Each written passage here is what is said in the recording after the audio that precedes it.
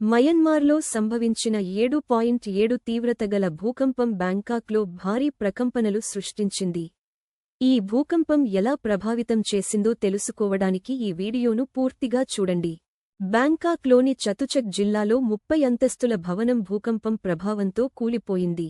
ఈ ఘటనలో కనీసం 10 మంది మరణించగా 68 మంది గాయపడ్డారు. ఇప్పటికీ పలువురు కార్మికులు అవశేషాల కింద చిక్కుకున్నారని రక్షణ చర్యలు కొనసాగుతున్నాయి.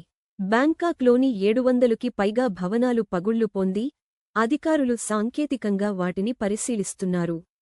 భూకంపం అనంతరం ప్రజలు భయంతో అధిక భవనాల నుంచి బయటకు పరుగులు తీశారు.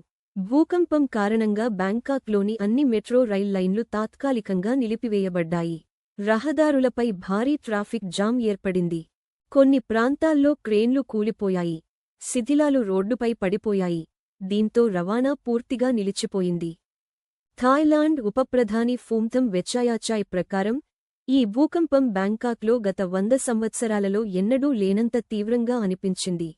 భూకంప ప్రభావంతో 17 ప్రావిన్సుల్లోని 63 ఆసుపత్రులు నష్టపోయాయి. గోడలు పగిలిపోవడం, పైకప్పులు దెబ్బతినడం వల్ల రోగులను తాత్కాలిక శిబిరాలకు తరలించారు. ఆకాశహర్మ్యాలు ఊగిపోవడం, భూమి కంపించడంతో ప్రజలు భయంతో రోడ్లపైకి పరుగులు తీశారు. మాల్స్, ఆఫీసులు, స్కూళ్లు తాత్కాలికంగా మూసివేయబడ్డాయి. అత్యవసర సేవలు రంగంలోకి దిగి ప్రజలను సురక్షిత ప్రదేశాలకు తరలించాయా. ఈ భూకంపం ప్రభావం బ్యాంకాక్తో పాటు చియాంగ్ మై, లంపాంగ్ వంటి నగరాలపై పడింది. కొన్ని అపార్టుమెంట్ భవనాలు పగుళ్లు పడ్డాయి. ఆసుపత్రుల గోడలు కూలిపోయాయి.